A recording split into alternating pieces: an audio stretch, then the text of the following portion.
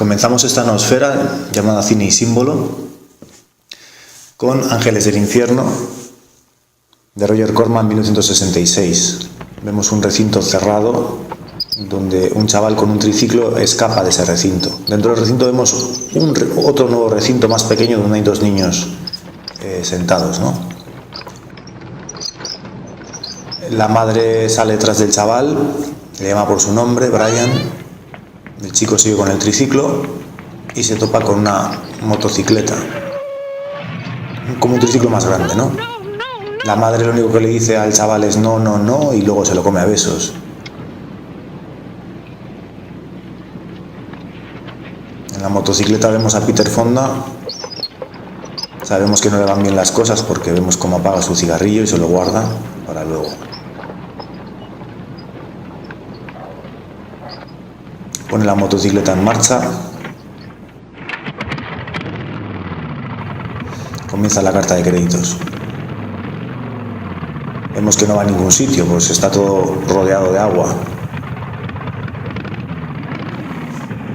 Peter Fonda no va a ninguna parte, realmente. Hay agua por todas partes. La madre mete de nuevo al chaval en el redil. Podemos intuir que a Peter Fonda le pasará lo mismo, o algo muy parecido. 2 años más tarde, Peter Fonda le propuso a Dennis Hopper dirigir una película titulada Easy Rider, mucho más famosa que Ángeles del Infierno, con una temática exactamente igual.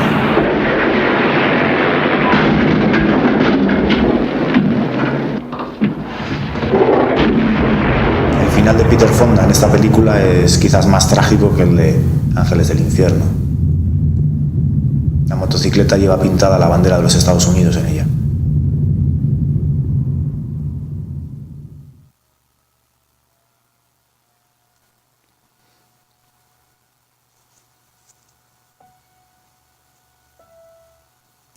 Continuamos con Gente Corriente de Robert Redford, su ópera prima como director, en 1980. En la imagen vemos el cielo y a continuación vemos el agua. Es una carta de créditos muy clásica. La vida proviene del agua, vemos árboles y ya empezamos a intuir construcciones humanas.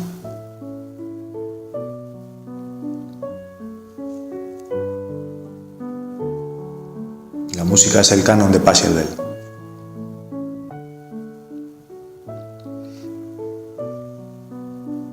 Vemos construcciones que entran en el agua, construcciones humanas, lo que parecería ser un puente. Vemos una carretera, vemos una señal que te obliga hacia dónde debes conducir.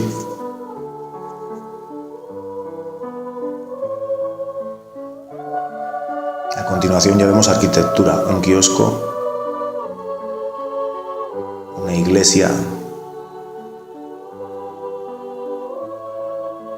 y lo que luego sabremos que es una institución educativa. En este momento la cámara hace un zoom, con lo cual ya intuimos la presencia de un ser humano manejando la máquina.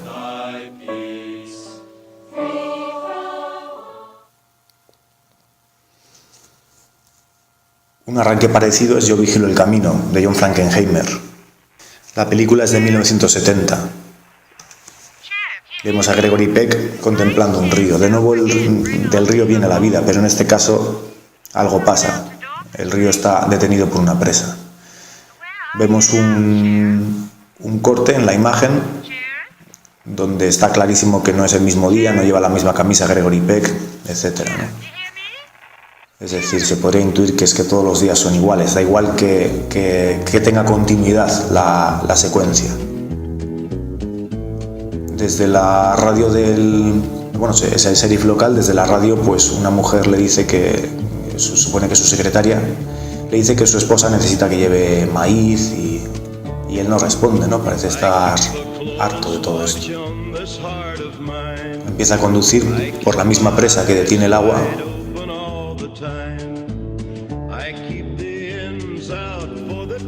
Comienza la carta de créditos con la banda sonora de Johnny Cash, I Walk the Line, que fue muy famosa en su día.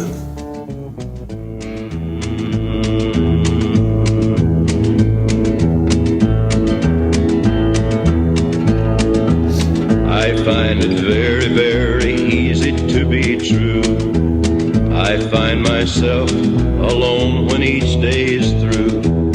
Yes, I'll admit that I'm a fool for you. Because you're mine, I walk the line.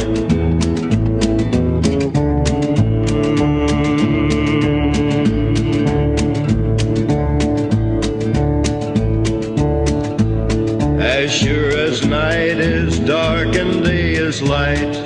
El sheriff patrulla por las calles y vemos a las gentes del pueblo. Es un ejercicio de costumbrismo, se podría decir, ¿no? La gente del pueblo está muy quieta. No parece que cause muchos problemas.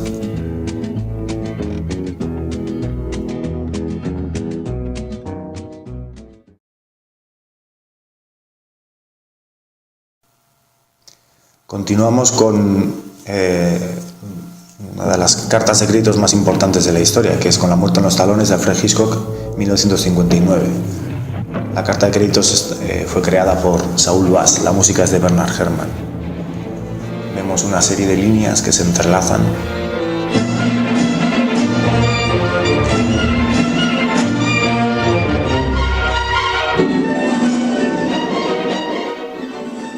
Los nombres de los actores,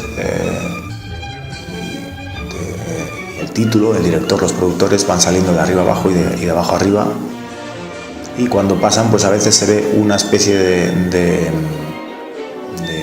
palanca que va en la misma dirección, en dirección contraria, con lo cual nos va a entender pues que directamente alguien maneja los hilos. Ahora entendemos que es esa red que veíamos de fondo, que no es sino un edificio de ventanas que prácticamente son, bueno, prácticamente no, son espejos que reflejan lo que sucede en la calle.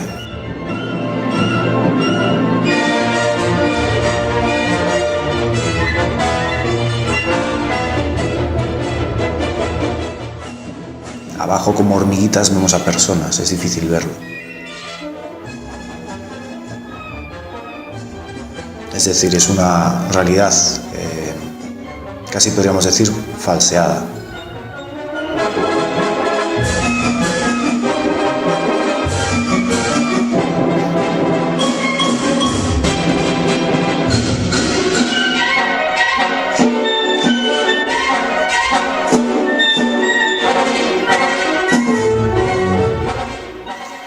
En un momento dado llegamos a ver a la gente cómo se mete en la boca del metro, como si fuese el sumidero de un lavabo prácticamente.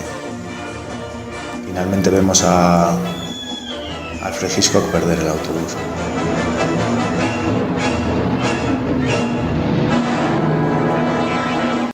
Continuamos con Pat Garrett and Billy the Kid de Sam Peckinpah, 1973. En esta película, en esta carta de créditos, bueno, esto es un montaje de la propia carta de créditos, vemos a Billy y a su pandilla disparando desde el pasado a James Coburn, que está en el futuro. La imagen es diferente en un caso y en otra, color sepia y en color sepia en el futuro, en color en el pasado, y la gente que dispara desde el futuro simplemente dispara gallinas. Hemos visto los pies de James Coburn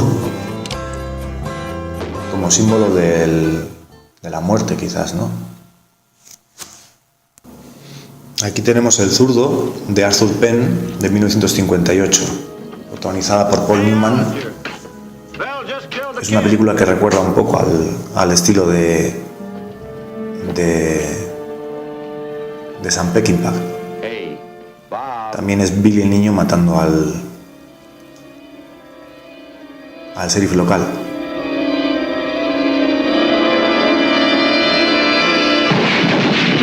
Por un momento muere a cámara lenta y cae a cámara normal. La niña se ríe porque ha quedado una bota, además una bota en pie. Y un hombre llega, se arrodilla y contempla la bota. De nuevo los pies.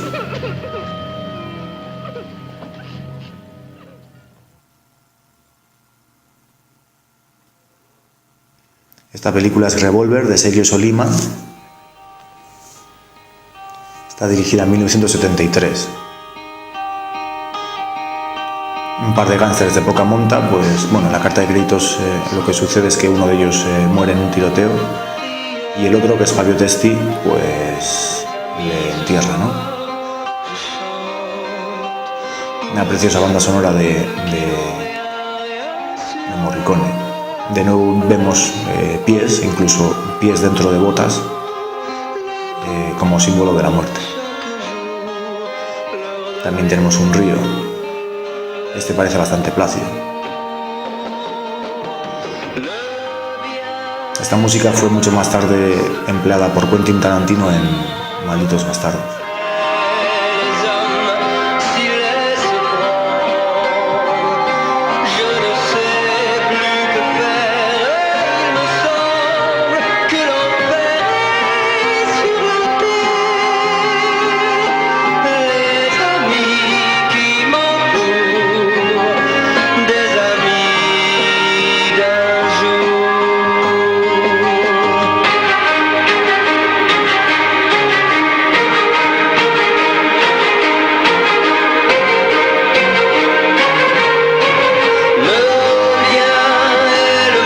La cámara también baja desde el cielo y llega al río, recuerda un poco a Gente Corriente. Lo que pasa es que en este caso lo que vemos es un cadáver.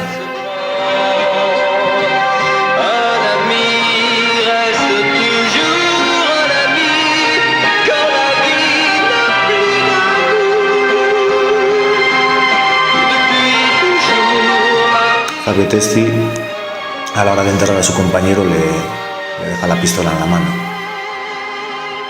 El compañero se ve muy mal, pero lleva un símbolo egipcio colgando del cuello. Es el arma que va a tener que utilizar para abrirse paso a tiros en el más allá.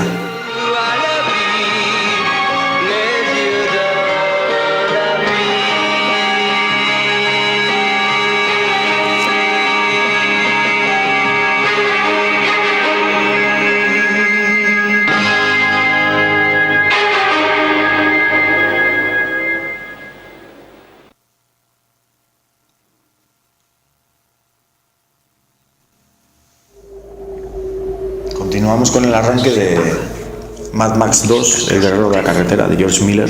Solo me quedan La película es de 1981. recuerdos que evocan el pasado. Una época de caos, de sueños frustrados. Este páramo.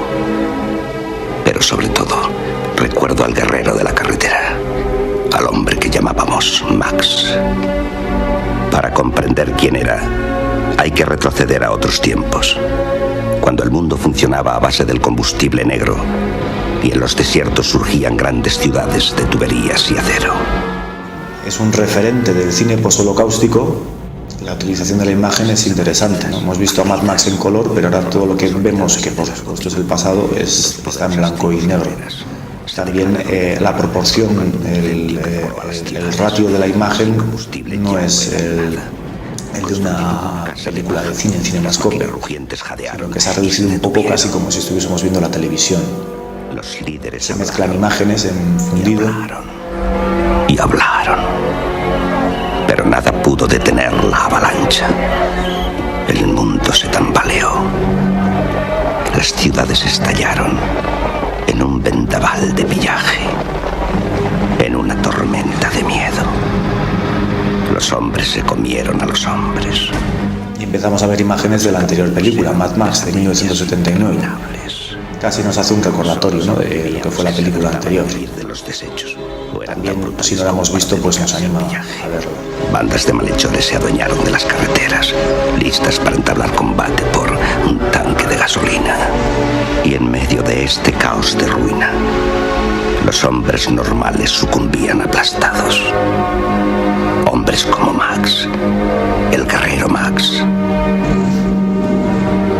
que con el tremendo rugido de una máquina lo perdió todo.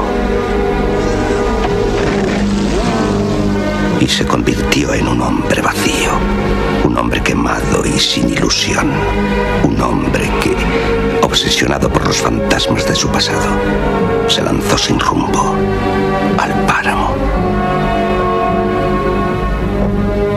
Y fue aquí, en este lugar desolado. Y la cámara se lanza... donde aprendió a vivir de nuevo. Contra el asfalto, ¿no? A continuación sale del motor del coche. Bueno, pues mucho más tarde, en Mad Max Fury Road, también de George Miller, 2015, es la cuarta de la saga.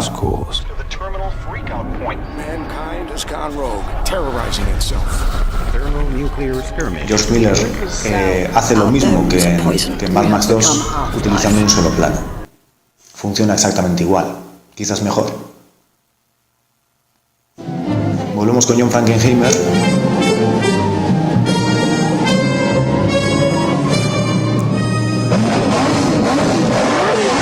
La película es del 66, nos movemos en años parecidos, ¿no? Aquí también la cámara sale en este caso del tubo de escape, y utiliza una cosa muy interesante Frankenheimer, que es la cámara múltiple. También usó los latidos del corazón como banda sonora.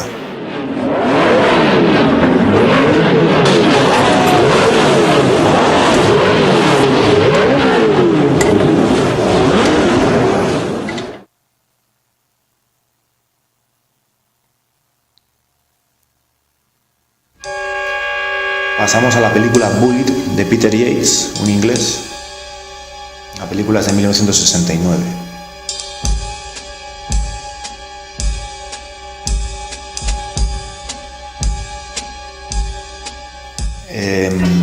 A mí me interesa la carta de créditos porque en este caso no hay mucho simbolismo, no es una cosa así muy sesuda, pero es una carta de créditos que en este caso mola.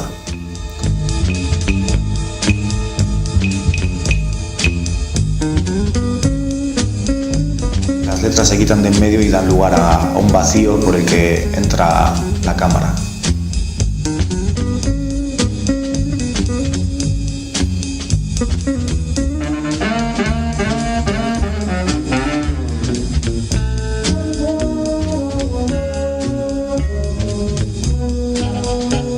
Se puede decir que es una carta de créditos con estilo. Ya no se llevan este tipo de cartas de créditos, realmente es que ya no se lleva ningún tipo de carta de créditos. Y bueno, en este caso esto era como la moda. Una música moderna, ¿no? En el momento, al uso. Y eso, que la cosa molase un poco.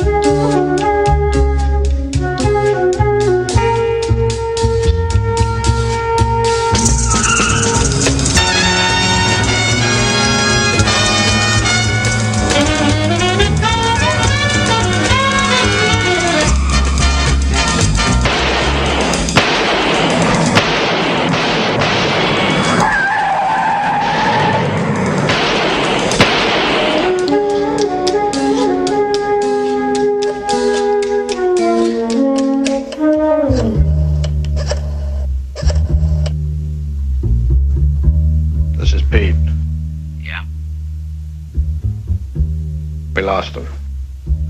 He's your brother, Russ. If you can't find him, we have people who will. And you're paying for the contract.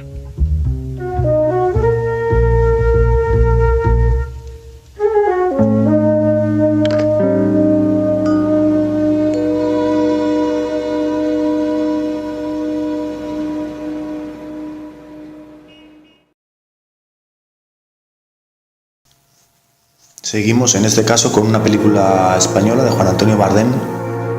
La película es Nunca pasa nada, de 1963. Me interesa, aparte de la preciosa banda sonora de Georges Deluguet, un compositor francés muy habitual de François Truffaut, por ejemplo, de cine británico también. En este caso es la dirección de la cámara, ¿no?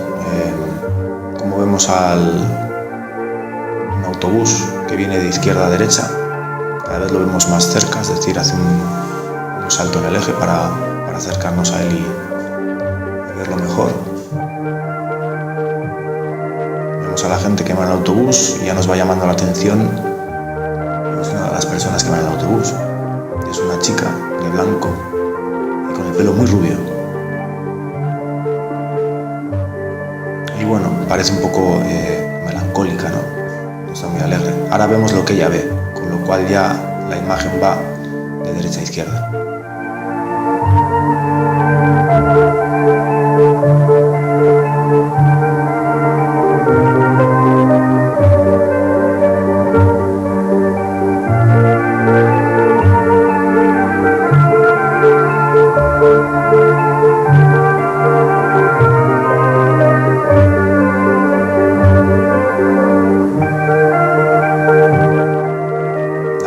La sequedad. Luego sabremos que ella, que es la actriz Corinne Marchand, es una mujer francesa. Está fuera de su sitio.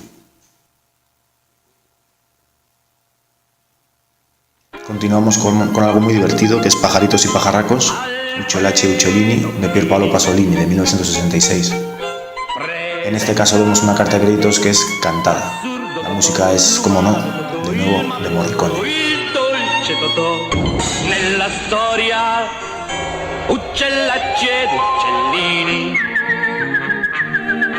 raccontata da Pier Paolo Pasolini, con l'innocente, col furbetto, Davoli, Ninetto. Trovati per le strade del mondo tutti gli altri attori, da Fedi, Menuzzi a Vittorio Vittori. Nel triste giro tondo, nel lieto giro tondo, Luigi Scaccianoci architetto, Danilo Donati acconciò, Nino Baragli montò e rimontò, Ennio Morricone musicò, Mario Bernardo e Tonino Delli Colli,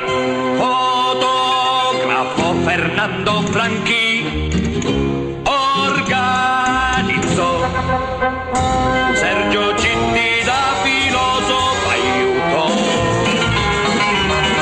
una piccola troupe per le periferie vagabondò, per campagne e paeselli si scannò, producendo rischiò la sua posizione.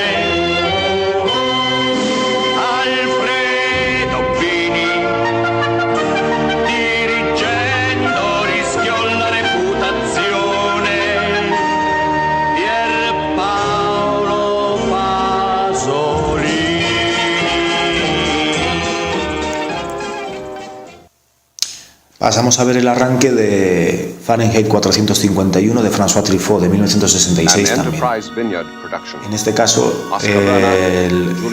la carta de créditos también es hablada, pero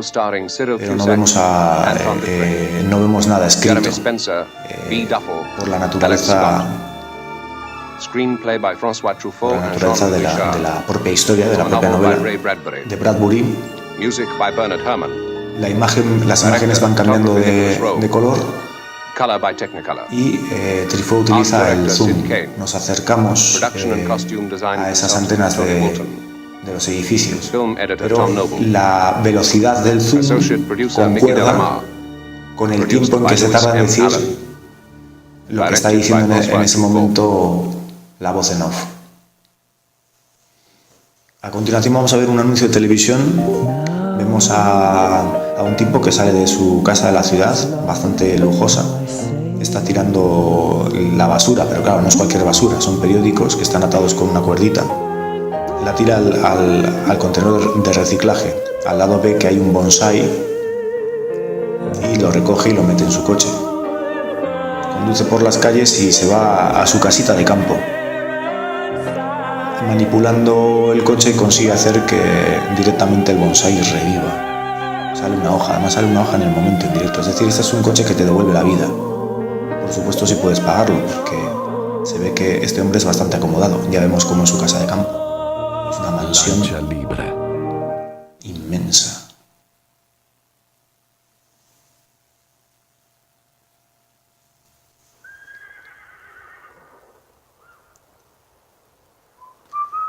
Continuamos con una de las cartas de créditos más importantes del Spaghetti Western. Es La muerte tenía un precio, dirigida por Sergio Leone en 1965. No solo es la brutalización del género, sino la desmitificación del género. Leone decía que él hacía películas pues como si fuese un niño de 5 años. Vemos al héroe solitario a caballo por el oeste, en este caso el oeste americano, en este caso Almería.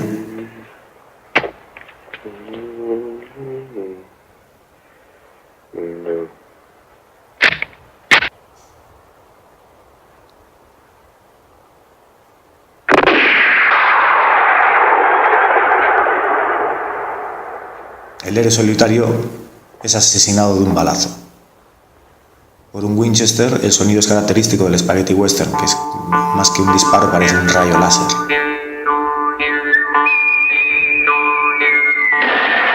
Con lo cual se acaba el western.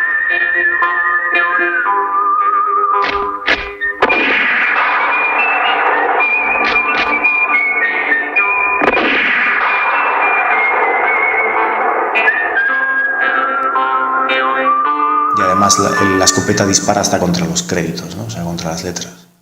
Se lo carga todo. Pero es que Delmer Daves, en 1956, con La ley del talión, hizo algo muy parecido. Que es lo que vamos a ver. Es decir, 9 años antes, Delmer Daves se había hecho lo mismo.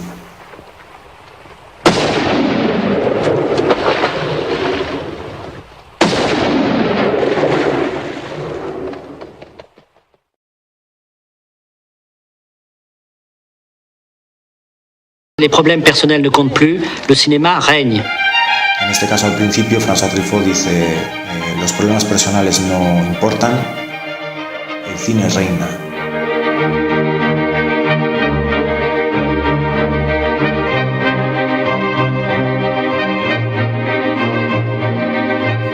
Un regalo, ¿no?, para la vista y los oídos, que es una pequeña secuencia una pequeña escena, de La noche americana, de François Truffaut, dirigida en 1973.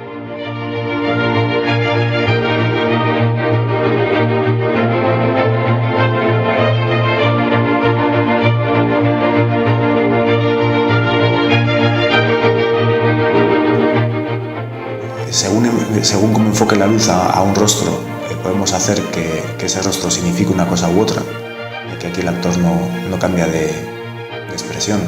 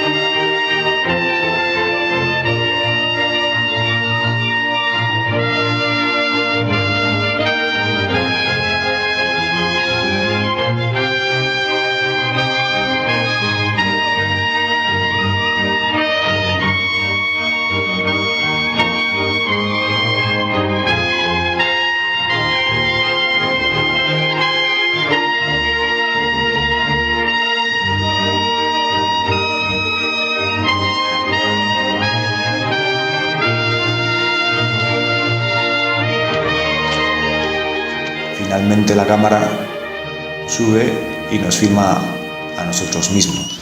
François Truffaut dice corten. Coupé!